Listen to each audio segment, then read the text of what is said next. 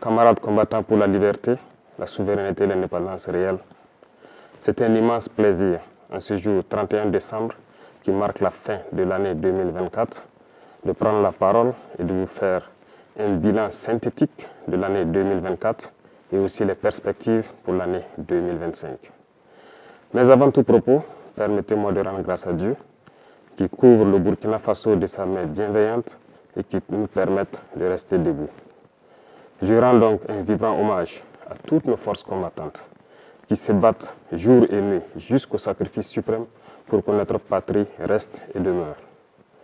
Je souhaite un prompt rétablissement à tous ceux qui ont été blessés dans cette barbarie et je prie Dieu pour le repos des âmes de tous ceux qui sont tombés dans cette bataille. Aussi, je voudrais rendre un hommage au vaillant peuple burkinabé, de l'intérieur comme de l'extérieur, qui continue de contribuer de façon massive pour que nous menions cette guerre et aussi que nous amorcions notre développement réel. 2024 a été une année pleine de défis. Sur le champ de bataille, l'ennemi a essayé de reprendre l'initiative stratégique pour nous empêcher d'atteindre nos objectifs. Mais grâce à nos vaillants et résilientes forces combattantes, nous avons pu maintenir le cap et toujours garder l'initiative. Aujourd'hui, plus que jamais, nous menons des offensives et nous partions où nous souhaitons mener les actions et nous traquons ces criminels jusqu'à leur dernier retranchement. Cela a été possible grâce à une dynamique enclenchée depuis 2023 et qui se poursuit toujours. Notamment, il s'agit de l'équipement de nos forces combattantes en moyens logistiques, en moyens de manœuvre et en moyens feu. Et nous allons continuer à accroître tout au long de l'année 2025 pour que l'armée dont nous rêvions puisse être une réalité et puisse protéger notre patrie pour des années, des décennies à venir. Nous continuerons le recrutement comme il a été le cas en 2024. Pour cette seule année, nous avons recruté au sein des Forces armées nationales seules plus de 15 000 hommes qui sont toujours en formation dans les centres et qui devront donc renforcer les rangs des forces combattantes au cours de l'année 2025. Nous poursuivrons également la formation de manière intensive en collaboration avec tous les amis de Burkina Faso pour que nous puissions avoir l'armée que nous souhaitons. Sur le volet du maillage du territoire, plusieurs unités ont vu le jour avec une armée qui est la Brigade spéciale et d'intervention rapide et nous continuerons de renforcer la capacité de toutes les armées pour faire face à la menace actuelle et les menaces à venir. Dans ce sens, il y aura la création au cours de l'année 2025 d'au moins 5 bataillons d'intervention rapide qui seront placés donc dans des zones stratégiques et aussi au niveau de l'armée de terre, nous verrons la création d'un groupement expéditionnaire Sahel. Tout cela dans l'objectif de pouvoir densifier les champs de bataille et de reconquérir la totalité de notre territoire. Au niveau des forces de sécurité, le réajustement va se poursuivre de manière stratégique et nous souhaitons que ces forces puissent s'adapter de manière intelligente et avec une grande flexibilité à la reconquête du territoire pour pouvoir combler les interstices et les couloirs qui pourront servir donc à ces criminels pour s'infiltrer. Nous poursuivrons donc les efforts avec l'accompagnement du peuple pour mettre à niveau toutes nos forces combattantes et pouvoir mailler et reconquérir l'intégralité de notre territoire. Et pour ce faire, les infrastructures routières sont très importantes pour accompagner la reconquête du territoire. Au cours de l'année 2024, plusieurs projets ont vu le jour, notamment en matière de construction de routes tant dans nos villes que dans nos campagnes. Dans ce sens également, il a été créé l'initiative Faso Mebou, qui devra donc à terme pouvoir doter chaque région d'une brigade de construction de routes. Déjà, les équipements pour les premières brigades sont en route et dans quelques jours, elles pourront être opérationnelles et devront commencer à agir pour le bonheur donc de nos forces combattantes pour leur mobilité sur les champs de bataille et aussi doter certaines zones qui depuis là n'ont pas de route, de bonnes routes pour qu'ils puissent communiquer. Qui parle de route parle aussi d'écoulement de nos produits. En ce sens, nous avons intensifié en matière d'agriculture notre production cette année 2024. Les résultats sont très satisfaisants et nous rendons grâce à Dieu qui nous a permis d'avoir une très bonne pluviométrie sur l'ensemble du territoire national. La production a été exceptionnelle et nous allons poursuivre dans ce sens. Plusieurs spéculations ont été introduites, des spéculations de rente, telles que le cacao, le café, l'avocat, le blé, bien d'autres, qui devront permettre de pouvoir stopper plus ou moins les importations au Burkina Faso et aussi de transformer ces matières et de revendre à l'extérieur pour faire entrer des devises dans notre pays. Tout ceci contribue au développement de notre patrie que nous sommes en train donc d'amorcer petit à petit. Sur le volet de l'élevage, plusieurs projets ont été menés au cours de l'année 2024, notamment donc le renouvellement du cheptel à travers donc plusieurs initiatives, mais également nous sommes en train de mettre en place un système pour l'alimentation du bétail et du poisson. Plusieurs campagnes de vaccination ont eu lieu, gratuites par endroits et subventionnées par d'autres endroits. Nous poursuivrons nos efforts en faveur du monde paysan à travers donc les intrants et toute la mécanisation qui doit suivre pour les accompagner, produire et atteindre notre objectif qui est l'autosuffisance alimentaire et pourquoi ne pas exporter nos excédents. Dans ce sens, beaucoup d'industries verront le jour pour pouvoir transformer nos matières premières sur place. 2024 a été une année où nous avons pu inaugurer quelques usines dans ce sens, mais beaucoup d'autres usines sont à inaugurer en 2025. Certaines dont vous avez assisté à la pose de la première pierre, mais d'autres également dont la pose de la première pierre n'a pas fait l'objet de communication. Et nous continuerons dans ce sens pour pouvoir transformer nos matières premières sur place pour le bonheur des Burkinabés et exporter ce qui est transformé sur place. C'est dans ce sens que nous pourrons donc faire tourner notre économie à l'intérieur et éviter les importations de l'alimentation au profit de nos populations. Sur le volet de l'économie, beaucoup d'efforts ont été faits et c'est le lieu pour moi de féliciter tous les acteurs qui ont permis donc au Burkina Faso de toujours garder la tête haute face à l'adversité. Nous poursuivrons donc notre effort dans ce sens et beaucoup de fonds ont été réajustés pour pouvoir prendre en compte donc les aspirations de la jeunesse. Dernièrement, l'Agence nationale donc pour la finance inclusive a été créée et l'objectif est de pouvoir octroyer des prêts aux jeunes et de pouvoir suivre leurs activités. Le ministère de la Jeunesse a été instruit de créer des cellules qui vont suivre donc les projets que les jeunes vont porter et qui pourront donc être financés à travers ces instances que nous avons créées.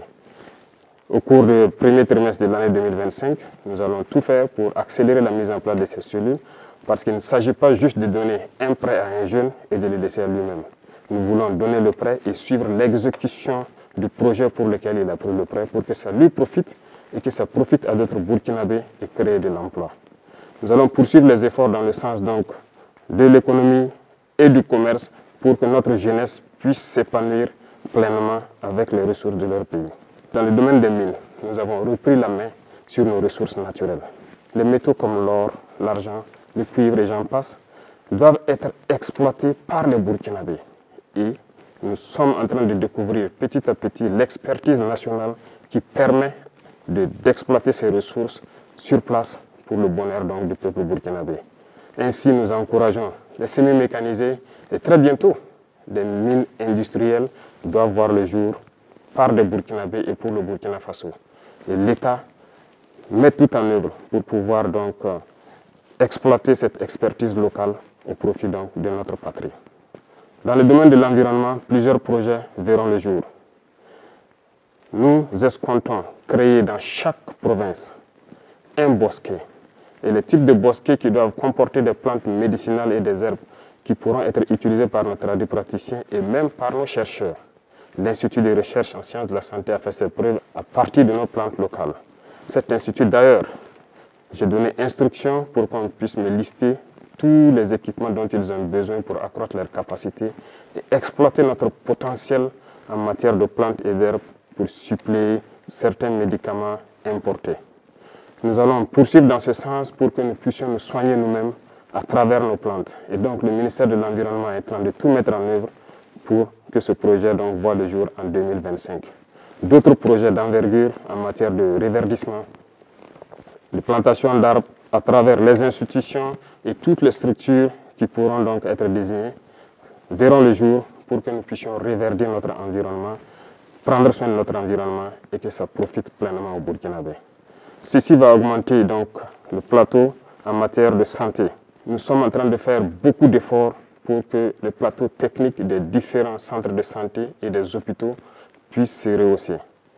Des dotations ont eu lieu en 2024, notamment en termes de matériel médical, Mais également, 2025 verra le jour d'une nouvelle dotation d'équipements médicaux et surtout de centres de santé à travers l'initiative pour la santé.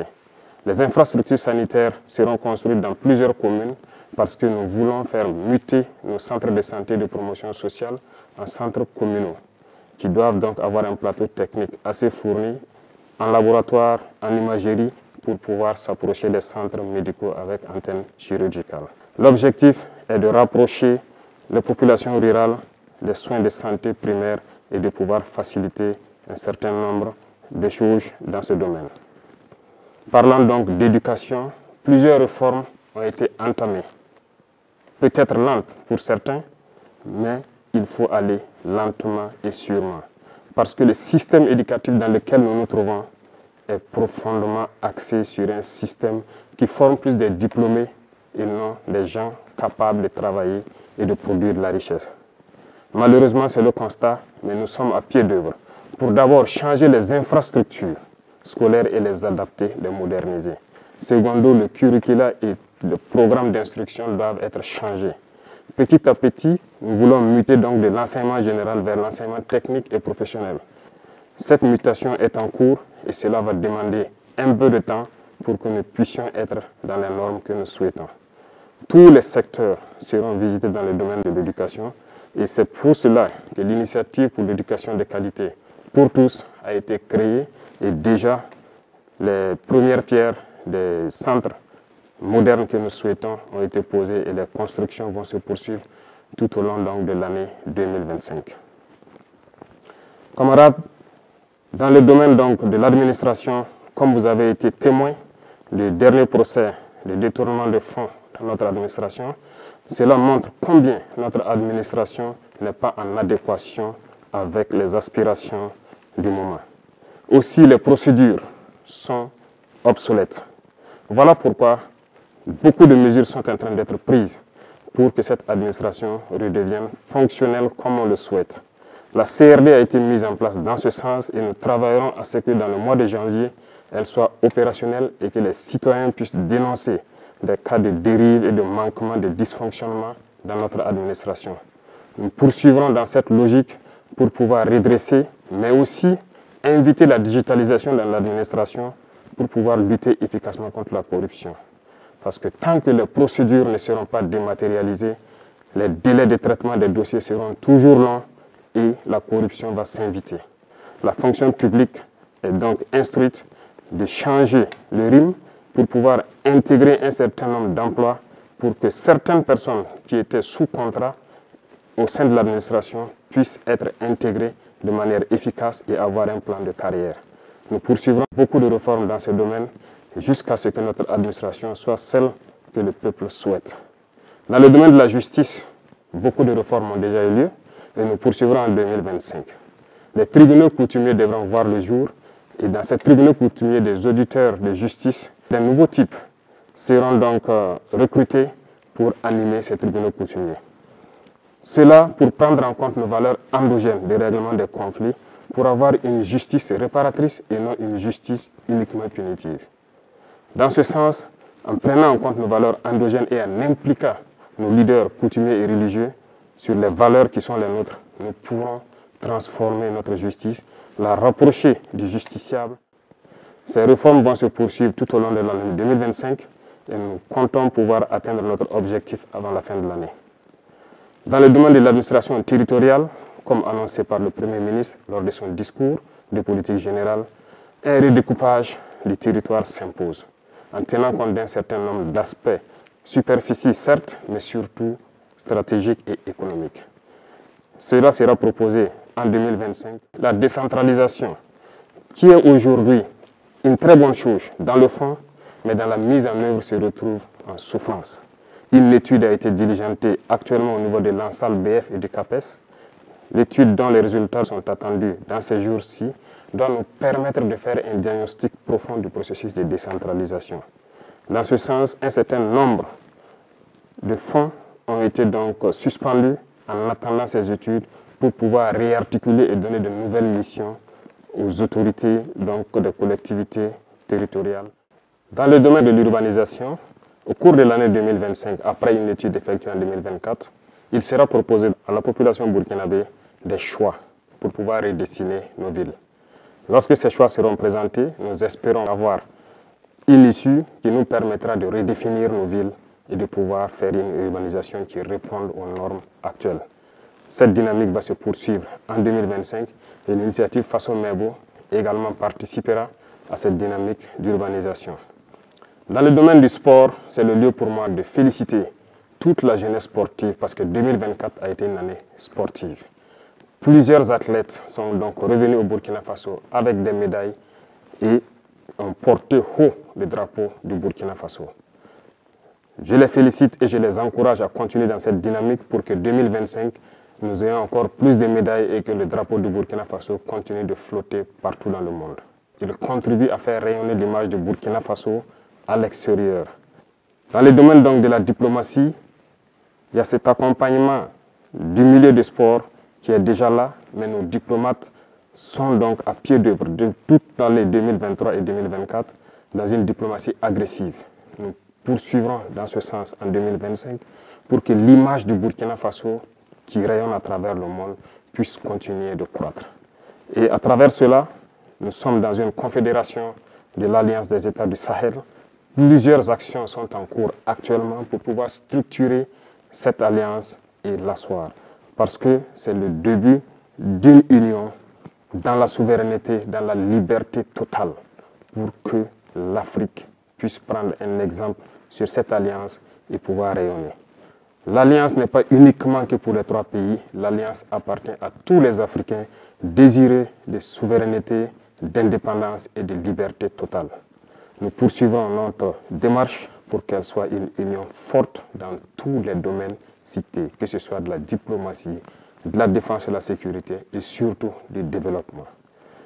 Notre diplomatie rayonne et nous poursuivrons notre démarche pour qu'elle puisse encore être forte et les représentations du Burkina Faso à l'extérieur puissent prendre en compte notre diaspora et aussi prendre en compte tous les amis du Burkina Faso qui souhaitent visiter le Burkina Faso, participer au développement du Burkina Faso. C'est dans ce sens que nous serons un exemple de souveraineté, un exemple de dignité et une fierté à travers l'Afrique et à travers tout le monde entier. L'Institut des peuples noirs devra être un tremplin pour pouvoir attirer au Burkina Faso tous les Noirs du monde entier pour pouvoir se ressourcer, revoir les cultures et pouvoir apprendre de nos cultures, les moderniser pour faire développer notre patrie. Un bâtiment sera érigé donc au niveau du musée pour prendre en compte un certain nombre de choses de notre culture pour que l'Institut puisse se baser sur ces valeurs-là